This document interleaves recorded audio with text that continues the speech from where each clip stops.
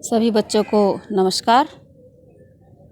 आपका कार्यपत्रक नंबर 10 है ये, हालांकि इसमें नंबर नहीं दिया हुआ है और तिथि है 29 अक्टूबर सन 2020।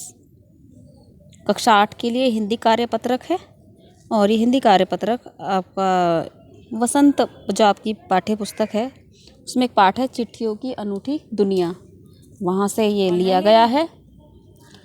और इस पाठ से एक गद्यांश आपको दिया गया है। इस गद्यांश में से कुछ नए शब्द दिए गए हैं जिनके अर्थ आपको दिए गए हैं और कुछ प्रश्नोत्तर दिए गए हैं, प्रश्न दिए गए हैं जिनका उत्तर हमें गद्यांश पर आधारित करते हुए लिखना है। ठीक है, तो हम शुरू करते हैं बच्चों। सबसे पहले हम गद्यांश को पढ़ लेते हैं और समझ लेते हैं। पत्रों की दुनिया भी अजीबो गरीब है।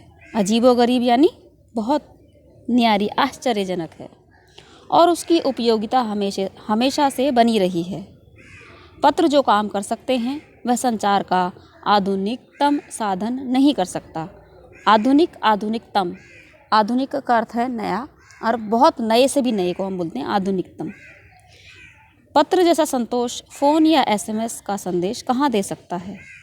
पत्र एक नया सिलसिला शुरू करते हैं और राजनीति, साहित्य तथा कला के क्षेत्रों में तमाम विवाद और नई घटनाओं की जड़ भी पत्र ही होते हैं।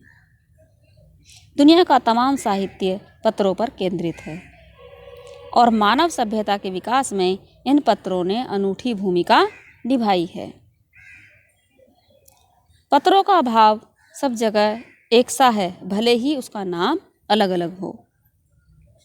पत्र को उर्दू में खत, संस्कृत में पत्र, कन्नड़ में कागद, तेलुगु में उत्तरम, जाबू और लेख तथा तमिल में कडिद कहा जाता है।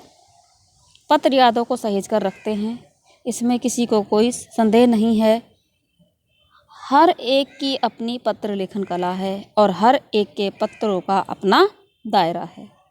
दुनिया भर में रोज़ करोड़ों पत्र एक दूसरे को तलाशते तमाम ठिकानों तक पहुंचते हैं।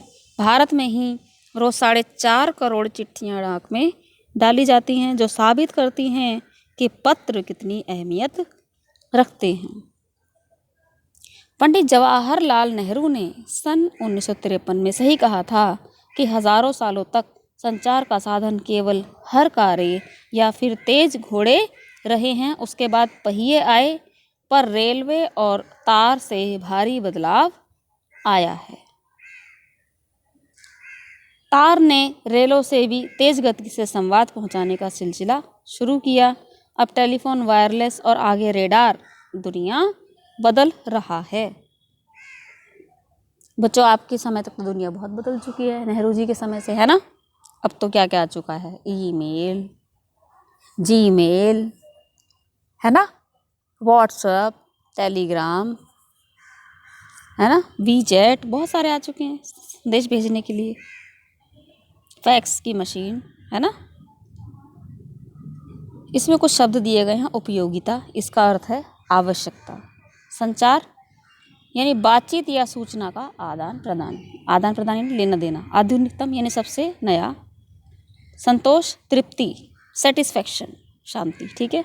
साधन, उपकरण, सिलसिला, चलन, तमाम, पूरा या संपूर्ण, विवाद, झगड़ा, केंद्रित यानी आधारित, सहेज कर रखना, संभाल कर रखना। ठीक है। संदेशक, दायरा, क्षेत्र, अहमियत, महत्ता। ठीक है। हर कार्य, संदेश या चिट्ठी ले जाने वाले। ठीक है। अब हम प्रश्नोत्तरों पर चलते हैं बच्चों।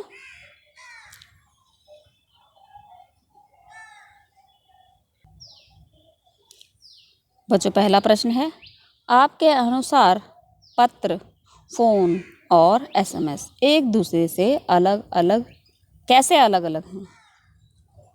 बच्चों, आप लोग पत्र शायद ज़्यादा इस्तेमाल नहीं करते हैं, लेकिन फिर भी करते तो हैं।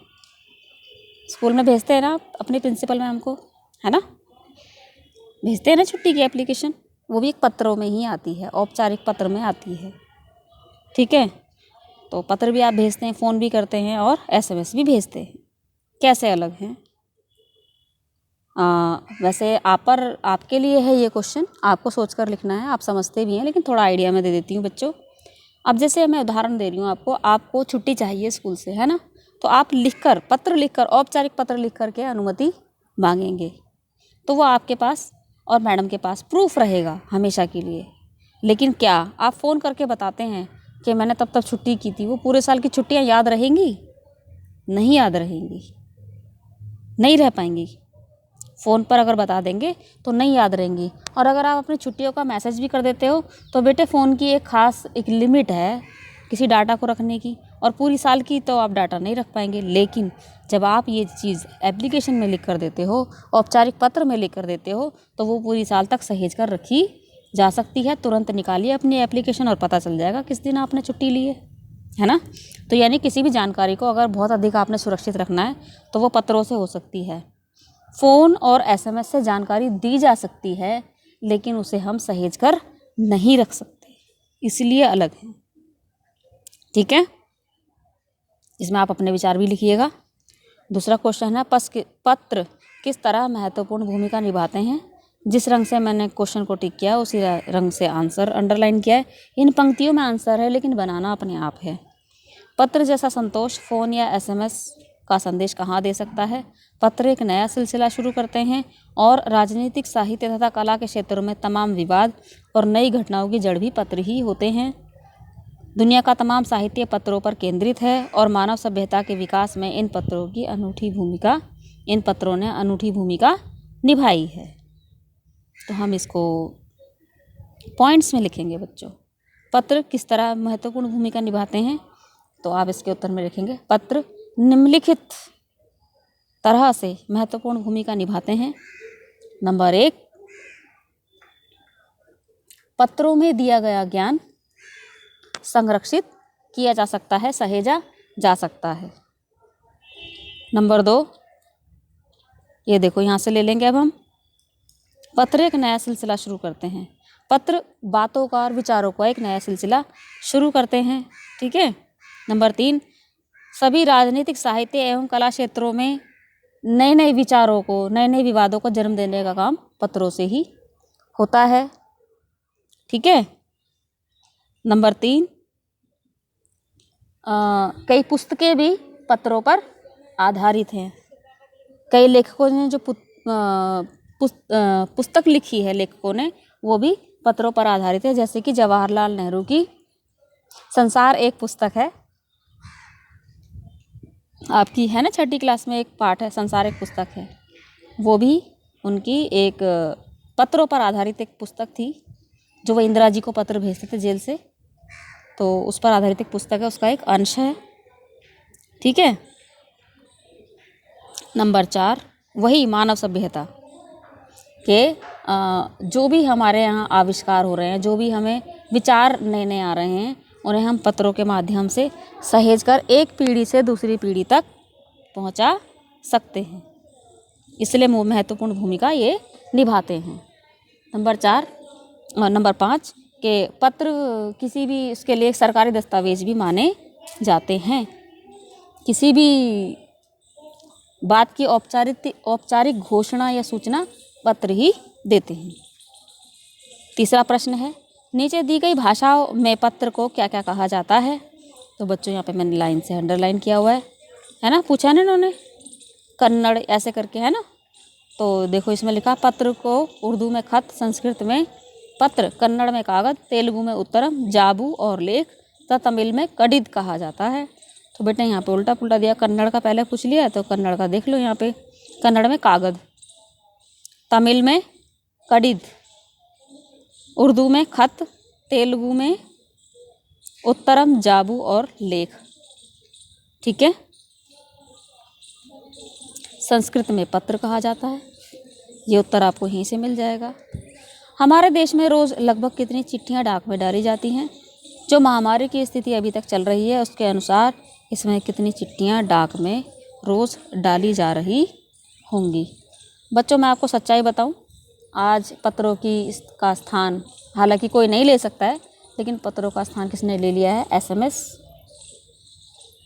Email, Gmail, WeChat, WhatsApp, Facebook इन्होंने ले लिया है और बहुत कुछ हद तक पत्रों के आवागमन पर असर इन चीज़ों का पड़ा है। हालांकि पत्र आने जाने सब समाप्त नहीं हुए हैं, फिर भी हम यहाँ से अपने आपके गद्यांश से ही ले लेते हैं हम उत्तर इसका। भारत में देखो मैंने 4 नंबर डाला, भारत में ही रोज़ लगभग 4.5 करोड़ चिट्ठियाँ डाक में डाली जाती हैं। तो आप इसमें लिखोगे हमारे देश में रोज़ लगभग ये लिखा ना यहाँ पे देखो 4.5 करोड़ चिट्ठियाँ डाक में डाली जाती हैं। ठीक है।